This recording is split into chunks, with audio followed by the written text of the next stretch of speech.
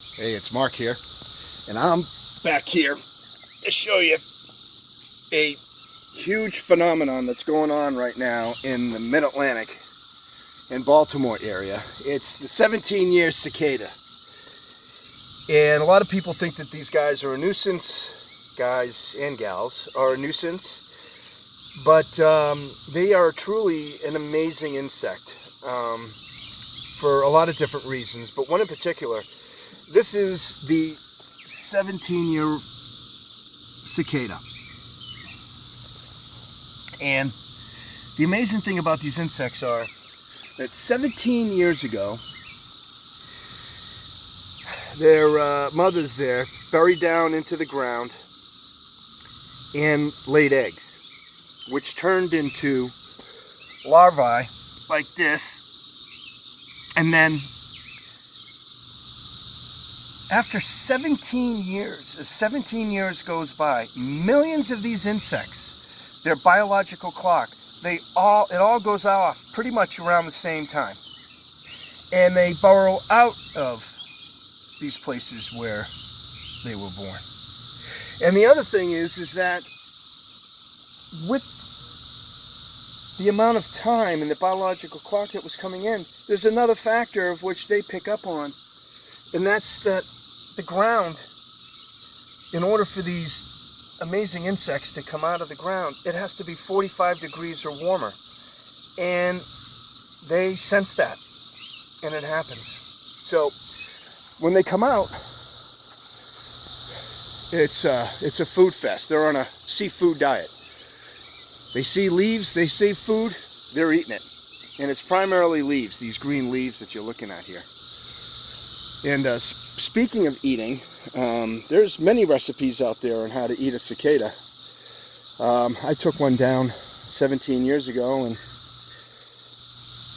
I can pretty much say that I got a feather in my cap for that one. So that's there. But you have in areas where, around trees where they really like the leaves, you can see where they all came out from the ground here, and there's thousands of these larvae that are coming out when they were coming out of their shell, and this was a pretty big place for them to go, and they're up here and chowing down on the maple, this maple tree leaf, which they really like. But the other thing is, it's their screeching and their sound, their song or their sound. Hear that? It's loud. I mean, we're talking decibel levels off the charts. And I'll take a gander down here when there are a lot of these trees. You see them flying around, coming in here. But I mean, it's off the charts. As a matter of fact, I have conference calls. I was having some conference calls last week in my home office, which is that back on the porch. And you got people saying, "Pine, what's going on in your backyard?" And I'm like, "They're the cicadas." I'm like, "Man, it's loud." It's like, "Yeah, tell me about it." But look, they're all flying around here. They're loving these leaves here. Another maple. Look at them all. See them flying there? And I'm going to be quiet here for a minute, and you can just hear how loud they are.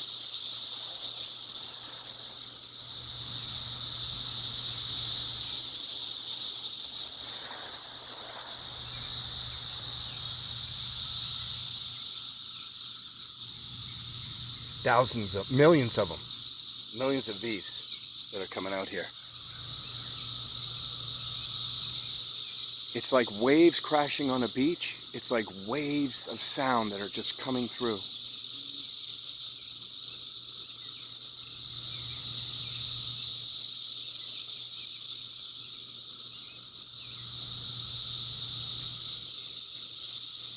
Hear that? But you know, these cicadas, they only live about 3 or 4 days. So they come out, they come in their own after they molt that shell, and they only got about 3 or 4 days up here, so they're just chowing down and doing it. But I'll tell you what, you know who else knows what's going on around here? Are the birds. The birds, it's like an all-you-can-eat buffet for weeks on end. I mean, I've never seen fatter birds before in my life around here. And that's a sign of success. That's not in a bad way. But they're just coming in and they are just picking the cicadas off from all over. The crows, the sparrows, the blue jays, the blackbirds, the cardinals, the ravens, the robins. They're just feasting on this. So, and I'll tell you though, what they have said, as I was talking, we'll come back in here, you can hear it in the background. You guys might be getting a little seasick there. But I was going back to, the recipes about this or whatever. Actually, there was a